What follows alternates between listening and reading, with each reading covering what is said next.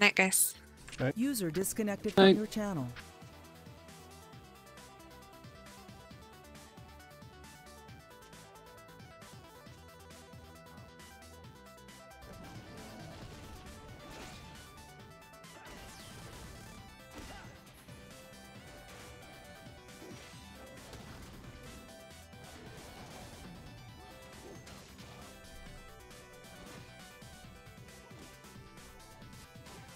Fallout 4 is on sale for $20. Not bad.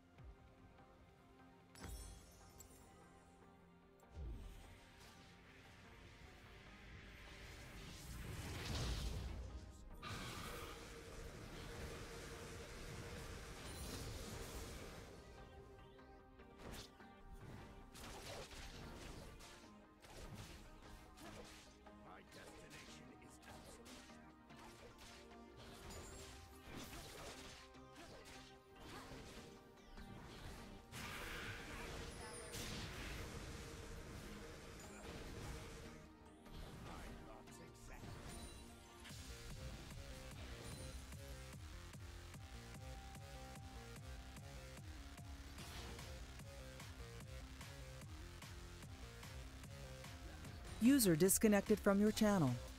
Goodbye, user. Yeah, right.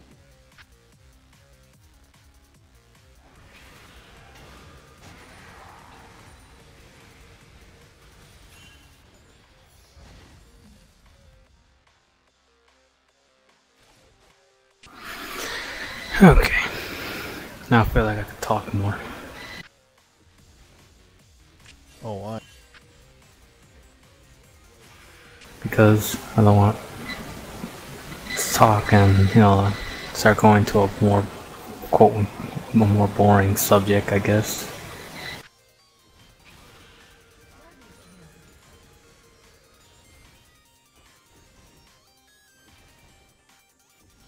I get that. Because some people, they're just not interested in stuff, and that's cool.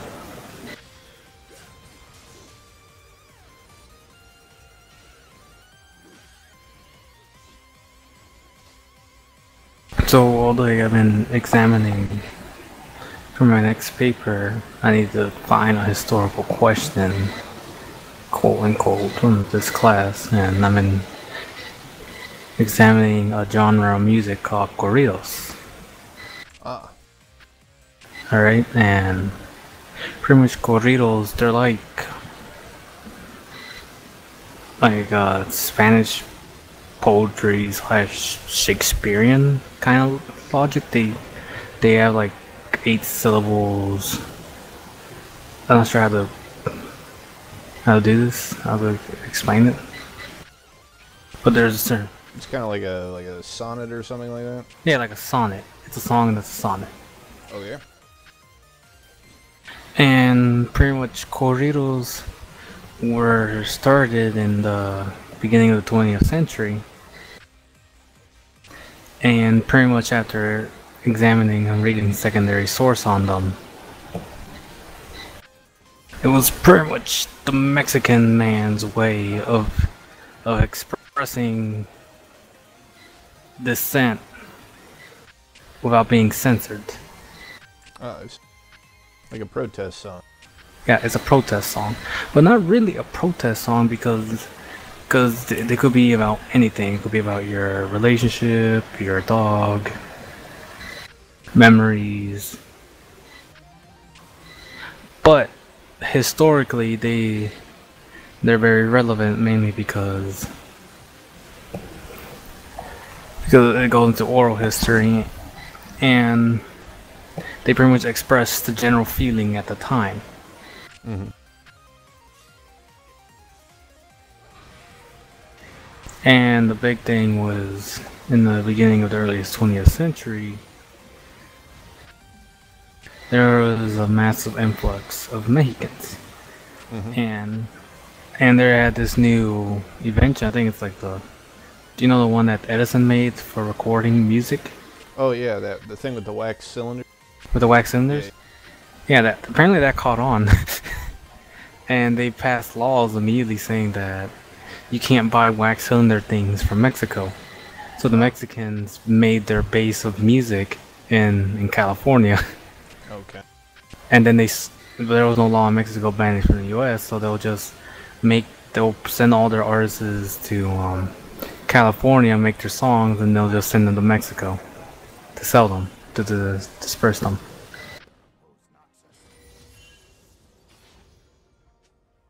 And corridos were the popular song because that was like the working man song. It's what working people worked to. And a lot of these songs went uncensored, mainly because the United States did not care. Mm-hmm. So they'll just say about anything.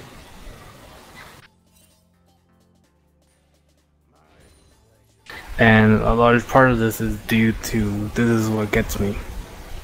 So in the early 20th century, do you know how a lot of people saw mass immigration from Europe? Mm-hmm. And that created the rise of nativists. Yeah.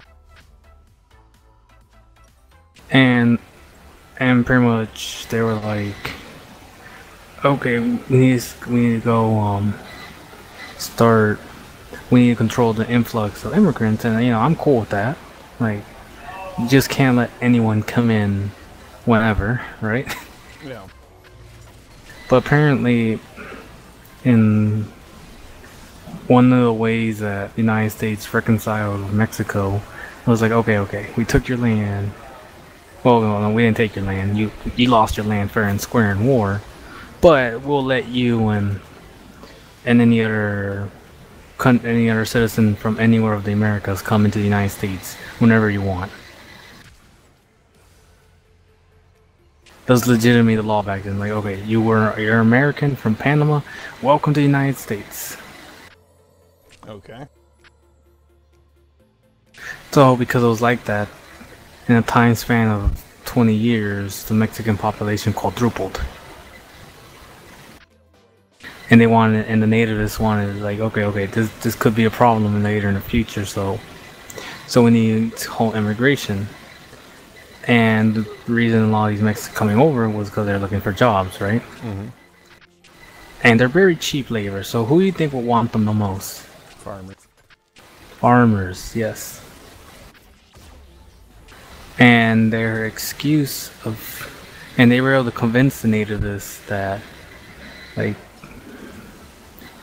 not to pretty much get rid of them, basically by saying that they're lesser people. They don't need much money. They're happy. They're content people. They're 13-year-olds. Mm-hmm. They're a full-grown man with a 13-year-old's mind.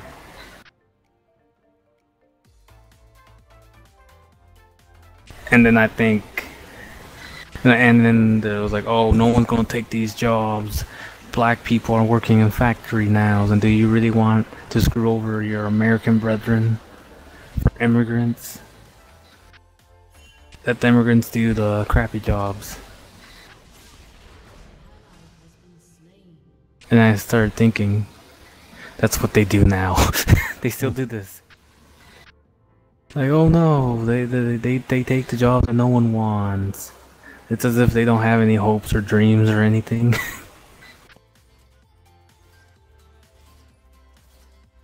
And then the cool part I liked is, like, in the 1930s, the Great Depression, what do you think happened to this large Mexican population? Did they all just go back to Mexico? They got deported back. About half of them went voluntarily, and the other half went they were kind of forced, but they bought them the train ticket and everything to go back. Mm-hmm. And the cool thing is, the corridos, pretty much, there's not really much written records of the event from them, but we still have their songs, the phonographs and the records from those time periods. And the songs, since they're like sonnets, they'll just talk about what happened. Yeah, I guess that would be a good primary source. Talk about what happened, and the cool thing is, a lot of these songs, they just hate Mexico. They refer. I was reading this. You know what did they refer to white people? Bigfoot men. Bigfoot men. Yes, Bigfoot men. Like, what? It's like, yeah, you may judge me for working for Bigfoot men, but the Bigfoot men pay better.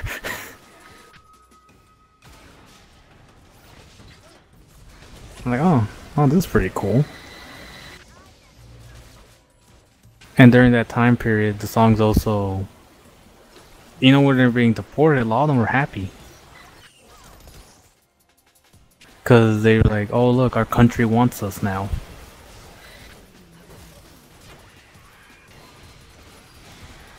Because half of the songs were like bashing Mexico, saying like they won't create jobs, why won't they build factories, we want factories.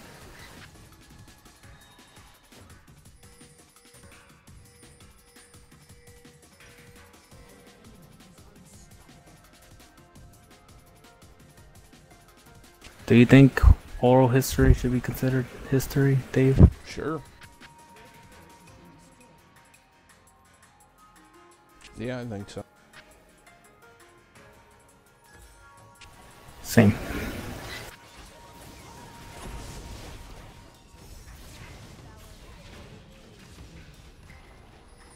Because I was thinking, like, okay, let's say right now, some dictator somewhere just shoots all his nukes into the atmosphere just to destroy all the satellites and make a debris field. Mm-hmm. What will happen the next day? We'd be going back to the Stone Age. Yes, we'll be going back to the fucking Stone Age. Back into the Dark Ages. And my first thought is, all these people that know what happens, the only way they're gonna know what happens is because people are gonna eventually just forget how to read or make their own crazy language. Look what happened in Europe. Everyone spoke Latin. A few hundred years later, you have French, German, English. I feel like we have a lot more libraries now. Yeah, but paper decays. Because, you know, we're back at the Stone Age. Yeah. And then the cool, interesting thing is, I think these third world countries are gonna step up if that happens. Because they're not so dependent to electricity as we are. So I just imagine like an exodus of educated people going to third world countries.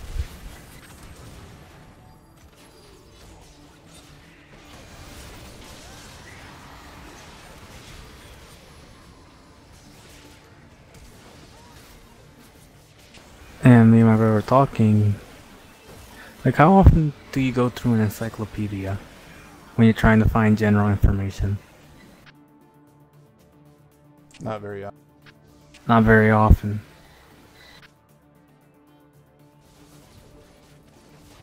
Well, you know, with the satellites destroyed, they think they're going to be an internet. Yeah. Well, there are some people that are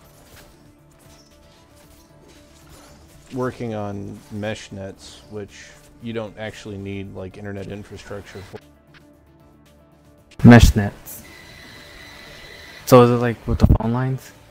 I use like Wi-Fi itself, like Bluetooth. We must invest in this because this is one of the things that keep me up at night.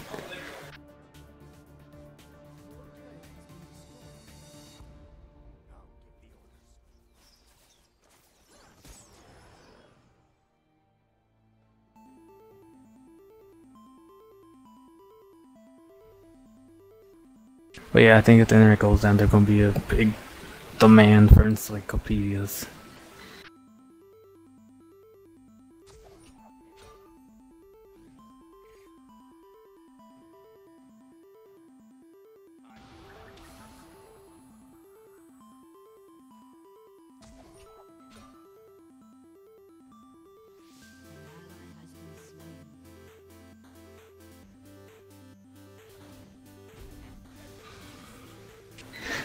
So I was watching one of those scientific channels. Mm-hmm. Like around the middle, I figured out this guy clearly does not like Trump and is very globalist. But I liked his idea that he's portraying with third world countries when they're building their cities. Because 30 years ago, their capital city would be like, you know, like a small town with some huts, right? Mm-hmm.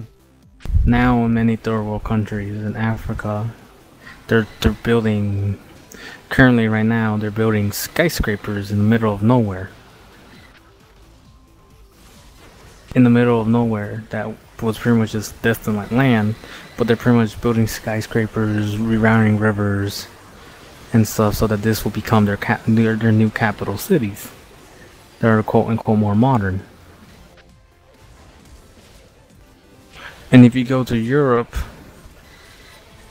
there's a problem with the growth of their cities. They won't tear down their old buildings in Europe.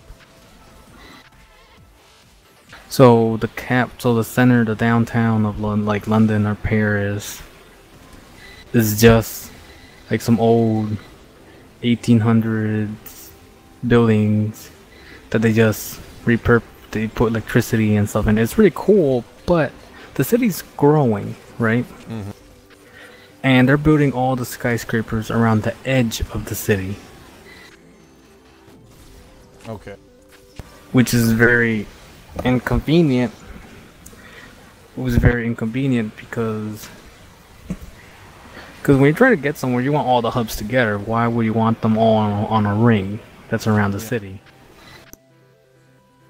Third world countries won't have this problem. Won't have this problem because they're literally creating new cities from the ground up, and so then very cool that these cities. User disconnected from your channel. Goodbye, Donovan. You could pretty much suit them for the future, I could say.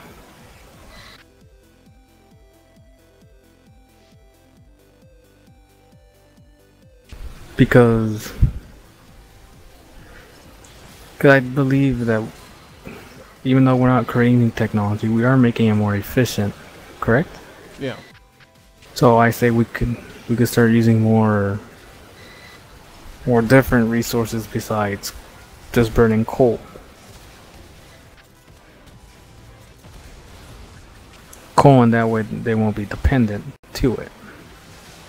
You know, quote unquote the green cities, pretty much.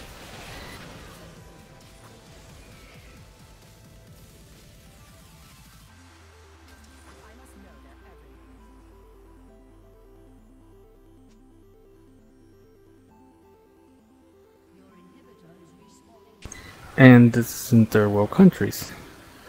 First world countries, it's it's becoming very expensive to live where you pretty much to live in these old cities, pretty much.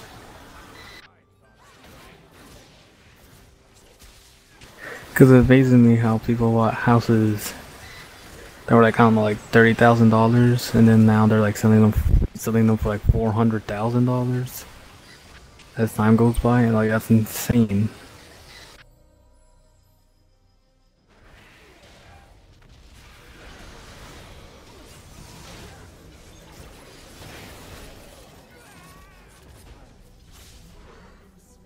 So I'm predicting, I think there's going to be a shift sometime in the future where we're still going to have these super rich countries, but these emerging countries are going to start demanding people.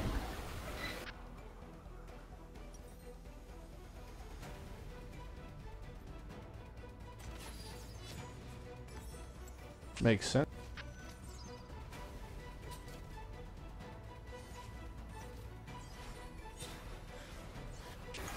But mass immigration is a problem to that.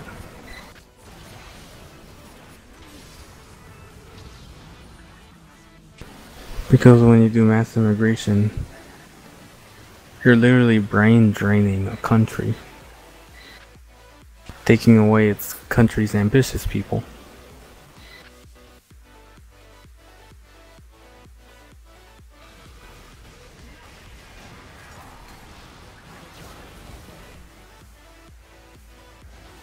And just because you let a lot of people into your country doesn't mean you make the world a better place. In my opinion, you make it worse because you just took their smart people.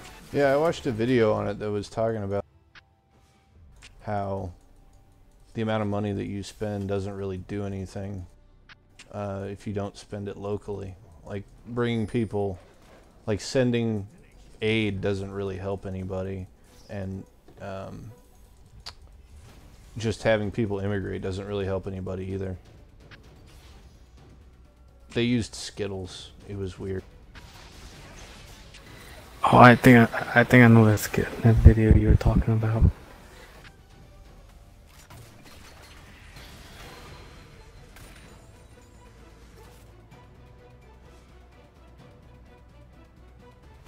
And going back, trying to circle it back. And you know how I talk about the Corridos and how they reported how they're talking about this mass exodus where they just deported people. Mm-hmm. Do you know how many people they deported? How many people?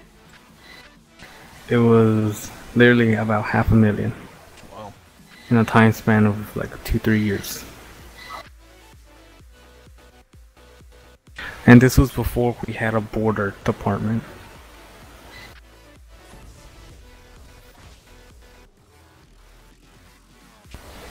So it really makes it kind of laugh when people say like, "Oh, they can't deport 11 million people." They can. It's possible.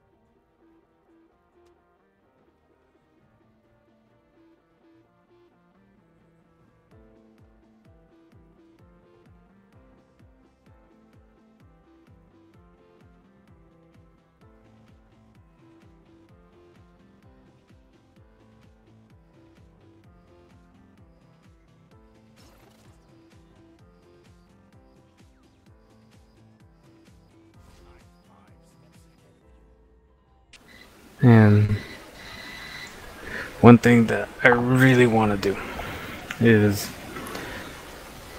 because, alright, so pretty much in areas where they made college free, you know what it did, Dave? In countries that made college free, it devalued the diplomas so much that people just stopped going to college. In countries where college is free, less people attend college now than they did before. Makes sense. But in our loan-based system, it has made so many people attend college that literally 25% of the population have college degrees now. And that doesn't count all the other people that dropped out too that have some college education.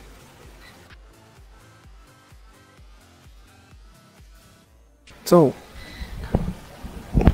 my thing in a third world country, look,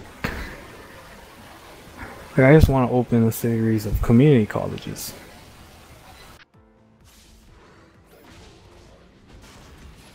And pretty much start this loan system over there. Because one thing I know is if you're the first, you get it all in a third world country.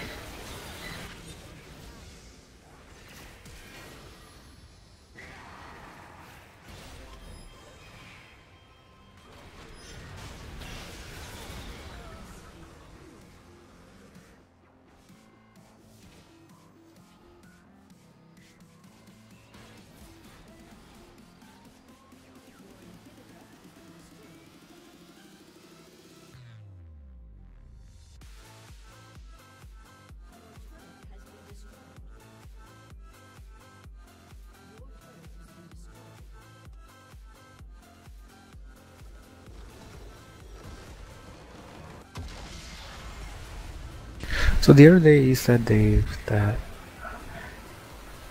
they could return like